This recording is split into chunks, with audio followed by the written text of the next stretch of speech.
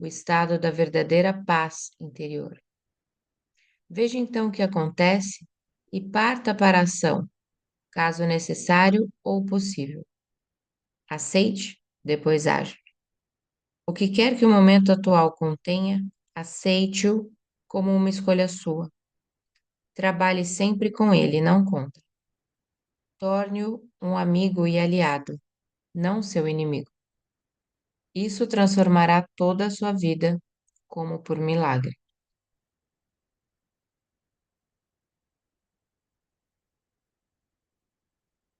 Dissolvendo o sofrimento do passado. Enquanto não somos capazes de acessar o poder do agora, vamos acumulando resíduos de sofrimento emocional. Esses resíduos se misturam ao sofrimento do passado e se alojam em nossa mente e em nosso corpo. Isso inclui o sofrimento vivido em nossa infância, causado pela falta de compreensão do mundo em que nascemos. Todo esse sofrimento cria um campo de energia negativa que ocupa a mente e o corpo. Se olharmos para ele como uma entidade invisível, com características próprias, estaremos chegando bem perto da verdade. É o sofrimento emocional do corpo. Apresenta-se sob duas modalidades: inativo e ativo. O sofrimento pode ficar inativo 90% do tempo, ou 100% ativado em alguém profundamente infeliz. Algumas pessoas atravessam a vida quase que inteiramente tomadas pelo sofrimento, enquanto outras passam por ele em algumas situações que envolvem relações familiares e amorosas, lesões físicas ou emocionais, perdas do passado, abandono, etc. Qualquer coisa que pode ativá-lo, especialmente se encontrar ressonância em um padrão de sofrimento do passado. Quando o sofrimento está pronto para despertar do estágio inativo, até mesmo uma observação inocente feita por um amigo ou um pensamento é capaz de ativá-lo. Alguns sofrimentos são irritantes, mas inofensivos, como é o caso de uma criança que não para de chorar. Outros são monstros destrutivos e mórbidos, verdadeiros demônios. Alguns são fisicamente violentos, outros emocionalmente violentos. Eles podem atacar tanto as pessoas à nossa volta, quanto a nós mesmos, seus hospedeiros. Os pensamentos e sentimentos relativos à nossa vida tornam-se, então, profundamente negativos e autodestrutivos. Doenças e acidentes frequentemente acontecem desse modo. Alguns sofrimentos podem até levar uma pessoa ao suicídio. Às vezes, levamos um choque ao descobrir uma faceta detestável em alguém que pensávamos conhecer bem. Entretanto, é mais importante observar essa situação em nós mesmos do que nos outros. Preste atenção a qualquer sinal de infelicidade em você, qualquer que seja a forma, pois talvez seja o despertar do sofrimento. Ele pode se manifestar como uma irritação, um sinal de impaciência, um ar sombrio, um desejo de ferir, sentimentos de raiva, ira, depressão ou uma necessidade de criar algum tipo de problema em seus relacionamentos. Agarre o sinal no momento em que ele despertar de seu estado inativo. O sofrimento deseja sobreviver, mas para isso, precisa conseguir que nos identifiquemos inconscientemente com ele.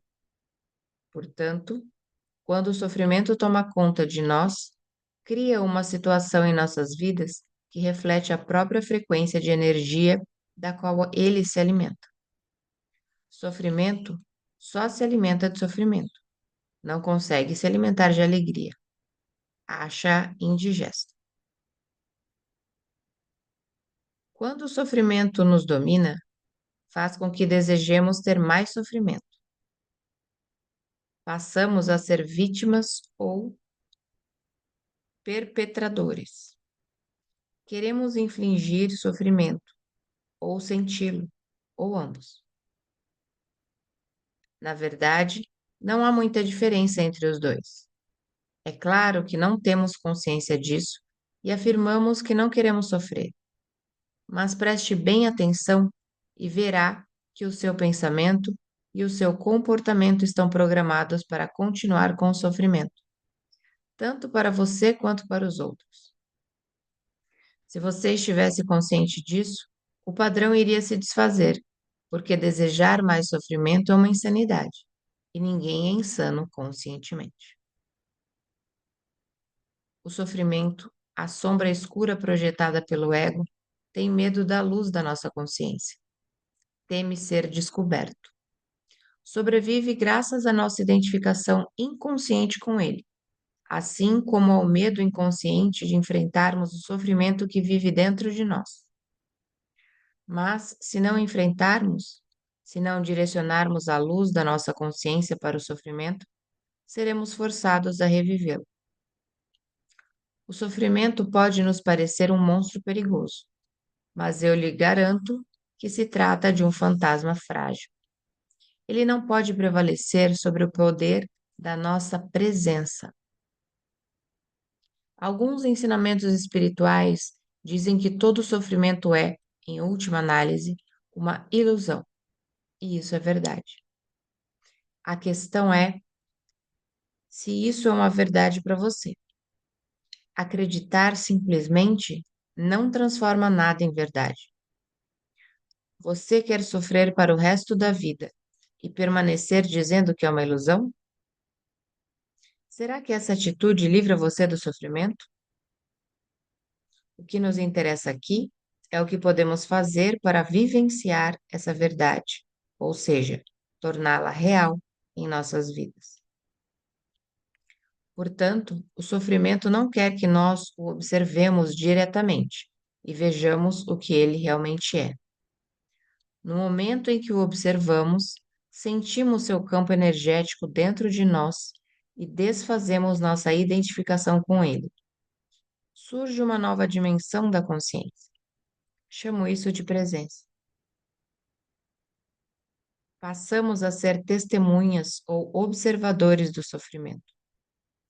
Isso significa que ele não pode mais nos usar, fingindo ser nosso eu interior. Então, não temos mais como realimentá-lo. Aqui está nossa mais profunda força interior. Acabamos de acessar o poder do agora. O que acontece ao sofrimento quando nos tornamos conscientes o bastante para romper a nossa identificação com ele? A inconsciência cria o sofrimento. A consciência transforma o sofrimento nela mesma.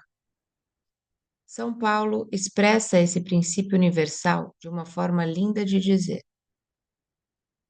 tudo é revelado ao ser exposto à luz, e o que for exposto à própria luz se torna luz. Assim como não se pode lutar contra a escuridão, não se pode lutar contra o sofrimento. Tentar fazer isso poderia gerar um conflito interior e um sofrimento adicional. Observar o sofrimento já é o bastante. Observá-lo implica aceitá-lo como parte do que existe naquele momento. O sofrimento consiste na energia vital aprisionada que se desprendeu do campo energético total e se fez temporariamente autônoma através de um processo artificial de identificação com a mente. Ela se volta para dentro de si mesma e se torna algo contrário à vida, como um animal tentando comer o próprio rabo. Por que você acha que a nossa civilização se tornou tão autodestrutiva? Acontece que as forças destrutivas da vida ainda são energia vital. Mesmo quando começamos a deixar de nos identificar e nos tornamos observadores, o sofrimento ainda continua a agir por um tempo e vai tentar fazer com que voltemos a nos identificar com ele. Embora não esteja mais recebendo a energia originada da nossa identificação com ele, o sofrimento ainda tem sua força, como uma roda gigante que continua a girar, mesmo quando deixar de receber o impulso. Nesse estágio, o sofrimento pode até ocasionar dores em diversas partes do corpo, mas elas não vão durar. Esteja presente, fique consciente, vigie o seu espaço interior. Você vai precisar estar presente e alerta para ser capaz de observar o sofrimento de um modo direto e sentir a energia que emana dele. Agindo assim, o sofrimento não terá força para controlar o seu pensamento. No momento em que o seu pensamento se alinha com o campo energético do sofrimento, você está se identificando com ele e, de novo, alimentando-o com seus pensamentos. Por exemplo, se a raiva é a vibração de energia que predomina no sofrimento e você alimenta esse sentimento, insistindo em pensar no que alguém fez para prejudicá-lo ou no que você vai fazer em relação a essa pessoa, é porque você já não está mais consciente e o sofrimento se tornou você. Onde existe raiva, existe sempre um sofrimento oculto. Quando você começa a entrar em um padrão mental negativo e a pensar como sua vida é horrorosa, isso quer dizer que o pensamento se alinhou com o sofrimento e que você se tornou inconsciente e vulnerável a um ataque do sofrimento. Utilizo a palavra inconsciência no presente contexto para expressar uma identificação com um padrão mental ou emocional. Isso implica a ausência completa do observador. Manter-se em um estado de alerta consciente destrói a ligação entre o sofrimento e o mecanismo do pensamento e aciona o processo de transformação. É como se o sofrimento se tornasse o combustível para a chama da consciência, resultando em um brilho de mais intensidade. Esse é o significado esotérico da antiga arte da alquimia, a transformação do metal não precioso em ouro, do sofrimento em consciência. A separação interior cicatriza e você se torna inteiro outra vez. Cabe a você, então, não criar um sofrimento adicional. Resumindo o processo, concentre a atenção no sentimento dentro de você. Reconheça que é o sofrimento. Aceite que ele esteja ali. Não pense a respeito. Não permita que o sentimento se transforme em pensamento. Não julgue nem analise. Não se identifique com o sentimento. Esteja presente e observe o que está acontecendo dentro de você. Perceba não só o sofrimento emocional, mas também a presença de alguém que observa, o observador silencioso. Esse é o poder da agora, poder da sua própria presença consciente. Veja então o que acontece.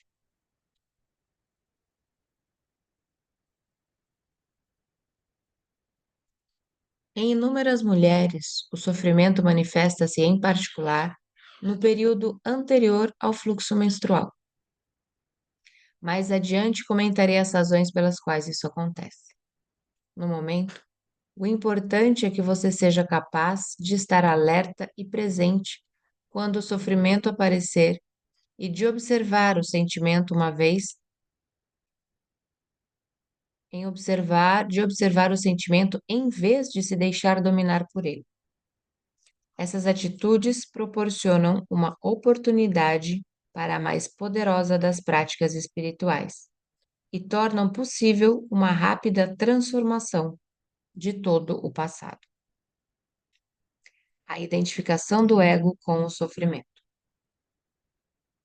O processo que acabei de descrever é extremamente poderoso, embora simples.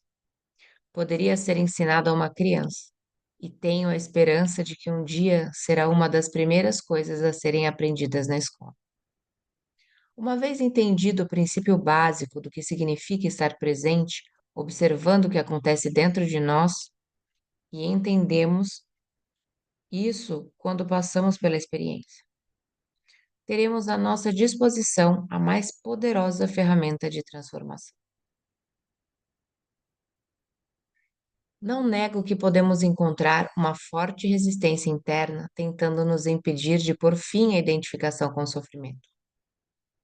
Isso acontecerá particularmente se tivermos vivido intimamente identificados com o sofrimento emocional durante a maior parte da vida e se tivermos investido nele uma grande parte ou mesmo todo o nosso sentido de eu interior. Isso significa que construímos um eu interior infeliz por conta do nosso sofrimento e acreditamos que somos essa ficção fabricada pela mente. Nesse caso, nosso medo inconsciente de perder a identidade vai criar uma forte resistência a qualquer forma de não identificação. Em outras palavras, você preferiria viver com o sofrimento, ser o sofrimento, e saltar para o desconhecido, correndo o risco de perder o seu infeliz, mas familiar eu interior. Se esse é o seu caso, observe a resistência dentro de você. Observe seu apego ao sofrimento. Esteja muito alerta. Observe como é estranho ter prazer em ser infeliz. Observe a compulsão de falar ou pensar a esse respeito. A resistência deixará de existir se você torná-la consciente. Poderá então dar atenção ao sofrimento, estar presente como testemunha e iniciar a transformação. Só você pode fazer isso. Ninguém pode fazer por você. Mas, caso tenha bastante sorte para encontrar alguém intensamente consciente, se puder estar com essa pessoa e juntar-se a ela no estado de presença, isso poderá ser de grande utilidade, acelerando o processo. Se isso acontecer, a sua própria luz logo brilhará mais forte. Quando colocamos um pedaço de lenha que tenha começado a queimar há pouco tempo perto de outro que está queimando vigorosamente, e depois separarmos os dois novamente, o primeiro tronco passará a queimar com uma intensidade muito maior. Afinal de contas, é o mesmo fogo. Ser um fogo dessa natureza é uma das funções de um mestre espiritual. Alguns terapeutas estão aptos a preencher essa função, desde que tenham alcançado um ponto além do nível de consciência e sejam capazes de criar e sustentar um estado de presença intensa e consciente enquanto estiverem trabalhando com você. A origem do medo. Você mencionou o medo como uma parte do nosso sofrimento emocional latente. Por que há tanto medo na vida das pessoas? Uma certa dose de medo não é saudável? Se eu não tivesse medo do fogo, poderia colocar minha mão dentro dele e me queimar.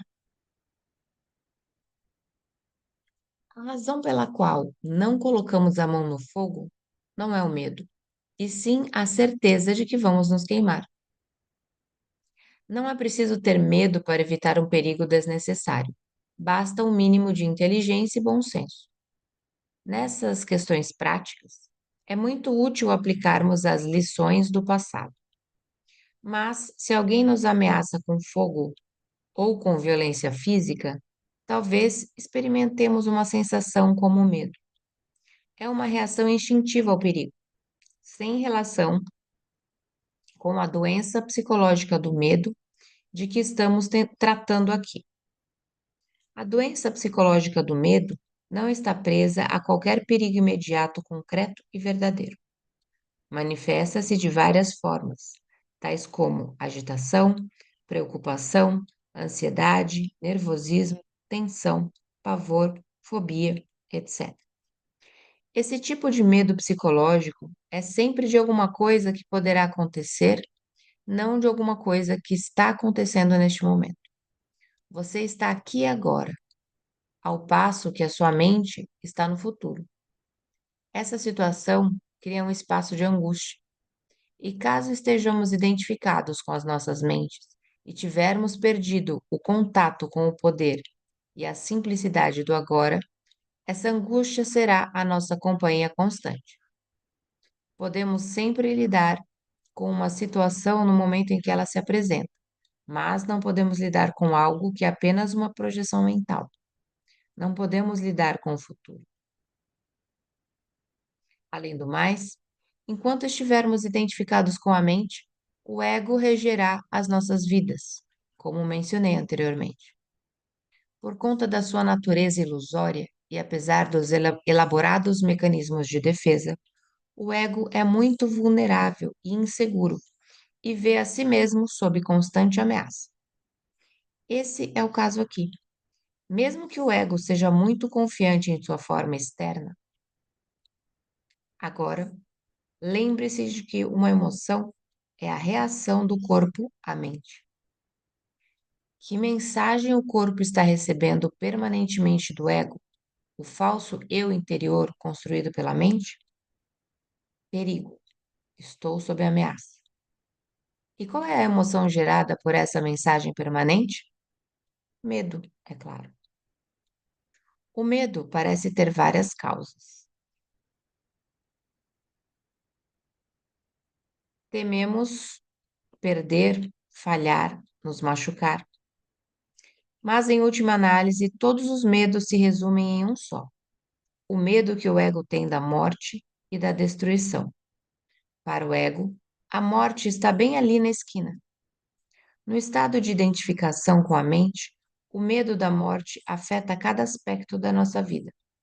Por exemplo, mesmo uma coisa aparentemente trivial ou normal, como a necessidade de estar certo em um argumento e demonstrar a outra pessoa que ela está errada, defendendo a posição mental com a qual nos identificamos, acontece por causa do medo da morte, se estivermos identificados com uma atitude mental e descobrirmos que estamos errados.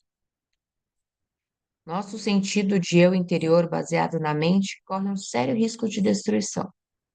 Portanto, assim como o ego, você não pode errar. Errar é morrer. Muitas guerras foram travadas por causa disso e inúmeros relacionamentos foram destruídos. Uma vez que não estejamos mais identificados com a mente, não faz a menor diferença para o nosso eu interior estarmos certos ou errados.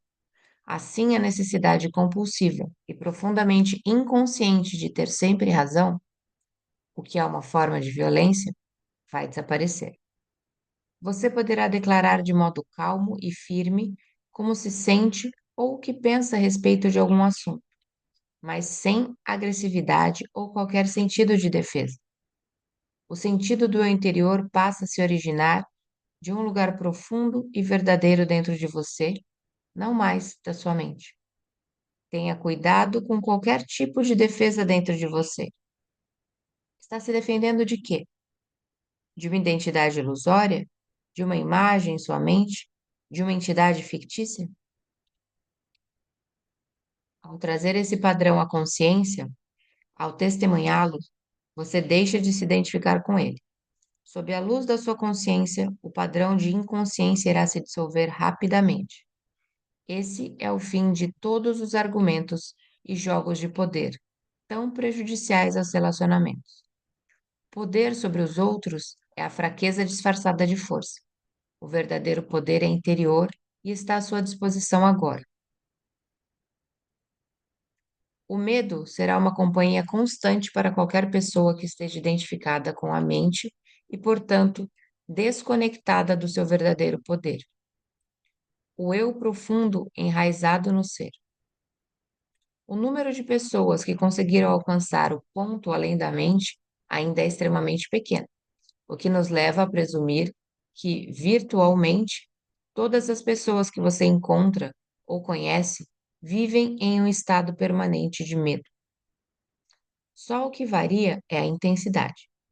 Ele flutua entre a ansiedade e o pavor numa ponta da escala e um desconfortável, vago e distante sentido de ameaça na outra. Muitas pessoas só tomam consciência disso quando o medo assume uma de suas formas mais agudas.